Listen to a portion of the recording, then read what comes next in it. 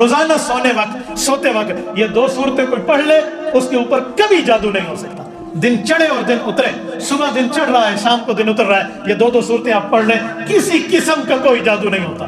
ہم جادو سے متاثر تب ہوتے ہیں جب کلام اللہ سے ہٹتے ہیں، جادو سے متاثر تب ہوتے ہیں جب ہم شریعت سے ہٹتے ہیں، جادوگروں کے سامنے جا کر تب جھکتے ہیں جب اللہ کے سامنے جھکنا ہم میں کمی آ جاتی ہے.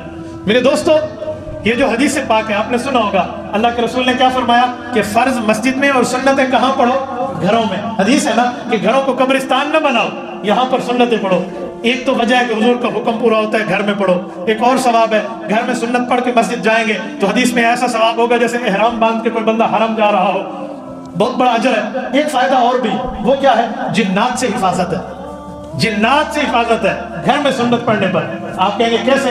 میں جملہ سمجھاتا ہوں. محلے کا کوئی نیک بندہ ہو، بزرگ ہو، وہ گزرے نا تو شریر، بچے بھی ٹھہرے ہو نا جو شریر اور شرارتی ہوں وہ بھی تھوڑے سائڈ پہ ہو جاتے ہیں، بزرگ جا رہے ہیں تھوڑا سا. شریروں کو بھی احترام جاتا ہے. تو جو شریر جنات ہوتے ہیں نا جو گھروں میں بستے ہیں، کیونکہ جنات ہم سے 9 گنا زیادہ ہے. جہاں 1 بندہ وہاں 9 جن، جہاں 2 بندے وہاں 18 جن، جہاں 3 بندے وہاں 27 جن، ہم سے 9 گنا زیادہ ہے. 9 گنا، جہاں 9 بندے وہاں 900 جن بیٹھے ہیں. تو یہ عالم میں ہو نا تو اس وقت شریر بھی ان میں ہوتے ہیں. شریف تو اثر نہیں کرتا، شریر اثر کرتا ہے جب بندہ گھر میں سنت پڑھتا ہے، نوافل پڑھتا ہے، اشراق پڑھتا ہے، اوابین پڑھتا ہے، چاشت اور تہجد کی نوافل پڑھتا ہے، تو شریر جنات پر روب چھا جاتا ہے. وہ کہتے ہیں یہ تو اللہ والا ہے، یہ تو سجدہ کر رہا ہے، یہ تو اللہ سے مانگ رہا ہے، وہ اس کا تو مصلی ہے، وہ اس کا تو یہاں گھر میں وضو کی ترتیب. وہ ڈر جاتے ہیں، وہ کبھی قریب نہیں آتے.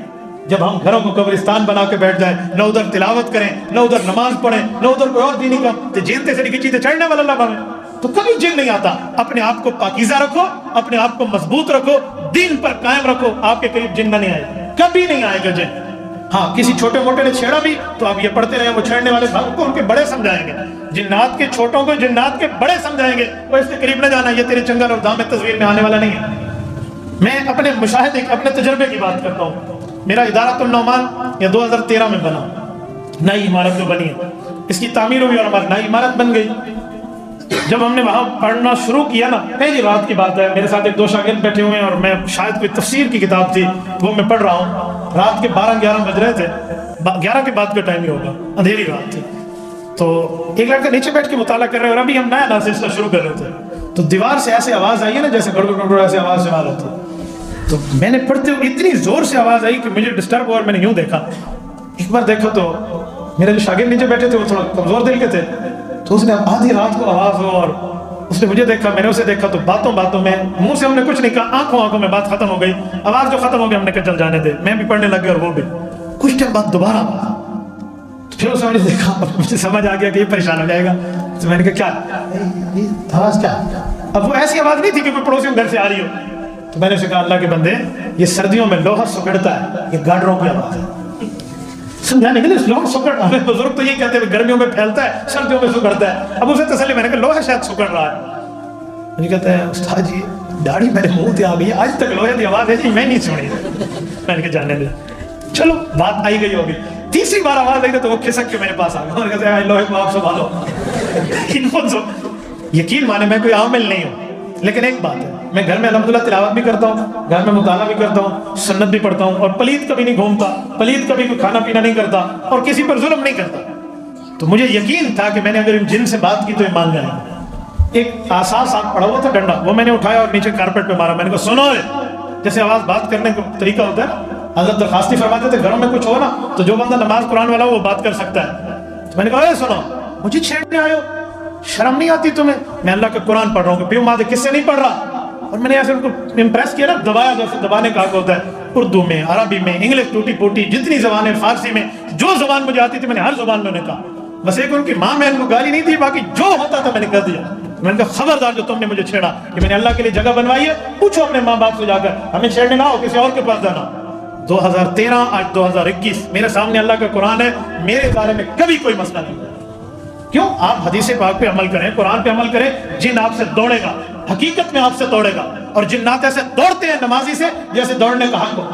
میرے ایک شاگرد ہیں، اس کے بھائی کے اوپر ایک پری عاشق تھی، مجھے نہیں پتا عاشق ہے، تو کہتا تھا میرے اوپر پری آ جاتی ہے اور وہ باتیں کرتی ہے فلاں. ایک دن میں ان کے گھر دعوت پہ بیٹھا تھا اور اس کے بھائی کے اوپر پری آ گئی، دوسرے کمرے میں تھا.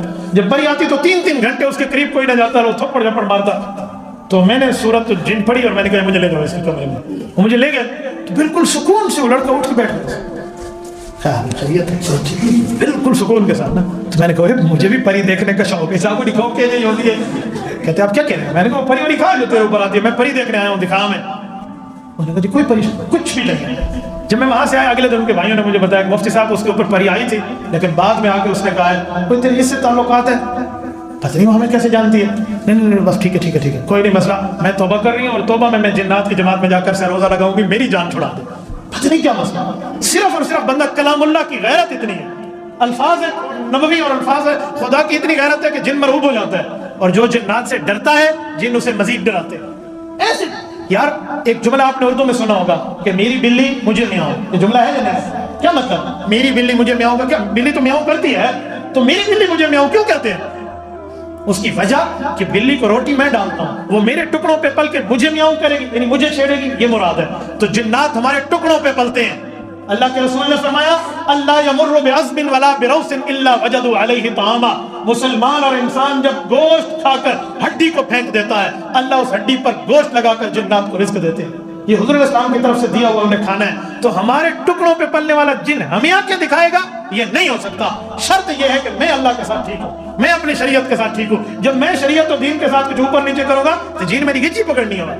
تو اس سے بہتر ہے کہ ہم اپنے آپ کو ٹھیک کر لیں, یہی معاملات ہم پڑھیں, ہم سمجھیں, تو کبھی کسی عامل کی منت نہیں کرنی پڑے گی, کبھی کسی کو 2 نمبری نہیں کرانی پڑے گی. جادو ہو بھی گیا تو ٹوٹ جائے گا, ہو بھی گیا تو ٹوٹ جائے گا. ایسے ٹوٹے گا جیسے ٹوٹنے کا حق ہو. یہ منزل کی روزانہ کی بنیاد پر ایک بار آپ پڑھ لیں, صبح شام کے یہی صورتیں پڑھ لیں.